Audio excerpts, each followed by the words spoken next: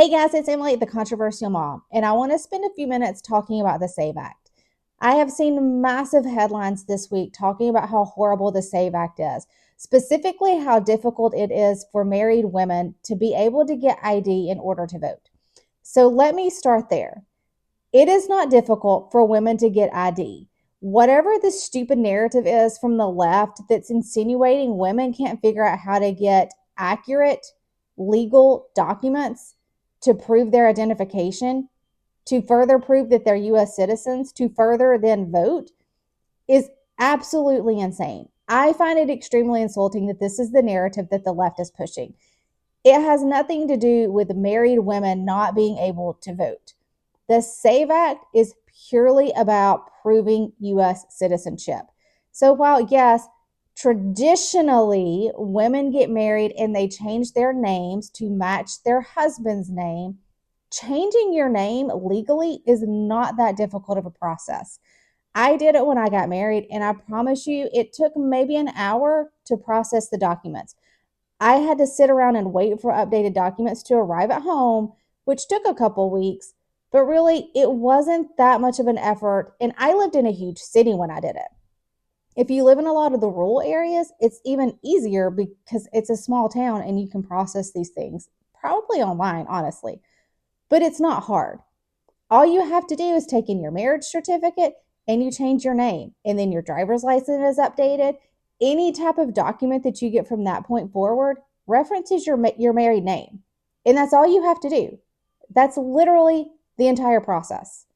So I have since gotten divorced. Nothing changed. I still have all of the legal documents that I previously had that has my legal name on it. So when I registered to vote in Alabama, I just took my driver's license. It's got the same name that everything else has. My voter registration references the name that matches my driver's license. It's really easy. Like, it's really not a difficult thing to process what married women, or in my case, divorced women, have to do. You just get a valid driver's license that matches your legal name, which you should already have. Like, I'm not sure what world these people live in where they have documents that don't reference their legal name, but apparently the left thinks that this is very common. But that is the crux of what the left is pushing, that the SAVE Act will disenfranchise specifically married women because for some bizarre reason, we can't figure out how to get valid IDs and register to vote. It's very, very confusing to me, and again, very insulting. But that's the narrative that the left is pushing. So let's take a minute and talk about what the SAVE Act actually does, and why it's not voter suppression, and why it's not targeting married women, which, by the way, traditional married women are much more conservative voters. So why would Republicans be pushing an act or a bill that suppresses one of their primary voting bases? But I won't go down that rabbit hole. So the SAVE Act, let's talk about that. The SAVE Act is very simple. It requires that anyone that registers to vote, or anyone that does vote, is a US citizen in federal elections. Let me caveat that. The SAVE Act specifically focuses on federal elections. So in a federal election, you have to be a US citizen to vote. It's that simple. Most rational people who are grounded and live in reality will agree that if you're voting on the leadership of our country, you should be the citizen of the country. This is not hard. This is not rocket science. But that is really and truly what the SAVE Act does. It also requires removing non-citizens from voter rolls. That is a little bit more complicated when you start dealing state to state. I'll go into that in a minute. But that's the second thing the SAVE Act does. It requires you to remove non-citizens from your voter rolls. The third thing it does is it establishes the private right of action. Now, that was a new phrase to me. Essentially, what it means is that I, as a citizen, as an individual, could sue an election official if they're allowing non-citizens to vote in a federal election. That starts getting really complicated. I don't really understand why they went that route. To me, if you're passing a federal law, this is a felony. The federal government needs to manage it, or your Secretary of State. So I don't know why they went the route of the private right of action. but for some reason they did, and this is where we are. So in that part where it talks about the right of action, it actually establishes some penalties for election officials that knowingly allow non-citizens to vote. Now, that could mean that the person comes to register, they don't provide the right ID, and the election official allows them to register anyways. There are penalties written into the SAVE Act that would apply if the election official is sued over this. So it starts getting into the weeds at that point. I read it. I didn't focus on it. It's not my focus for today, but it is there. But that's really and truly what the SAVE Act does. It requires that you provide proof of citizenship when you register to vote. It requires states to remove any non-citizen or ineligible voters from their voter rolls, and then establishes this right of action that I mentioned. So that's basically the SAVE Act. Now, why this really and truly should not be that big of an issue, and this was kind of news to me, is that this is already federal law. It's already federal law that you have to be a citizen to vote. The issue has been that from state to state, it varies in how they implement that and how they monitor voter rolls. So in Alabama, we've done a relatively good job cleaning up our voter rolls. If you followed any of that in the past couple of really year or two, we've done a good job removing a lot of ineligible people from our voter rolls. And it's not necessarily illegal people voting.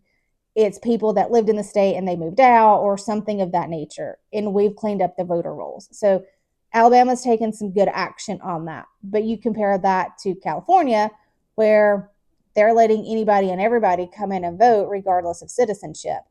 So that's kind of been the gap in the current federal law, is it's up to states to figure out how to only allow citizens to vote. And if you're allowing, like California, to manage their own process, the federal government doesn't really have a way currently, without the SAVE Act, to monitor and enforce any of this cleanup. So you can accuse California of allowing ineligible or non-citizens to vote, but the federal government doesn't really have a way to engage on that because the way the federal law is written. So I found it interesting to know that the federal law already exists that says only U.S. citizens can vote, and it's up to the states to figure out how to do it. So the SAVE Act really and truly is just forcing states to follow the federal law. When you really start getting down to the nitty-gritty of it, that's truly what it does. So that's kind of the whole thing with the SAVE Act. Again, I can't quite figure out why there is so much pushback on this potential law, because we already have these laws. We're just not following them. So I don't know why we're saying married women can't figure out how to get proper ID in order to register to vote. Here was one of my questions to my congressional office, and I think this is a critical piece. I am registered to vote currently because I'm a U.S. citizen. If the SAVE Act's passed, do then I have to re-register to vote? And of course, the answer is no. So if you're already a woman that's registered to vote, none of this matters. You're already registered to vote and you can continue to vote. So it's going to force states to have to clean up their voter rolls. If they remove someone, I guess at that point, that's where it starts getting tricky of someone having to re-register to vote. But that's because you never provided proof of citizenship in the beginning. So it's really more of a state function in my mind to get this started, to clean up voter rolls, and then it could potentially trickle down and require people to re-register. But really and truly, most of us don't have to do that, especially here in Alabama. So the SAVE Act really is not that big of a controversy when you fully understand what's happening. If you're already registered to vote and you're a citizen, you're not going to have to do anything. You just keep on going on in life. It's that easy. So the stupid talking point from the Democrats of women are being disenfranchised and whoever else that they're lumping into that, it's really an insult to insinuate that we can't figure out how to get proper ID in order to register to vote and vote for the people that we want. So don't believe the hype. The SAVE Act is actually a really good thing. It's forcing states to get in line with federal mandates in terms of proof of citizenship to vote in federal elections. Now, I did find an interesting article that talked about if states don't comply, that's going to it's going to force states to have to separate their elections and keep federal elections separate from local elections or state level elections. So if a state like California says we're not doing it, then they will have to treat their state and federal elections separately because they're not going to be compliant with the federal election laws. Now, how the federal government manages that, I guess we'll have to wait and see.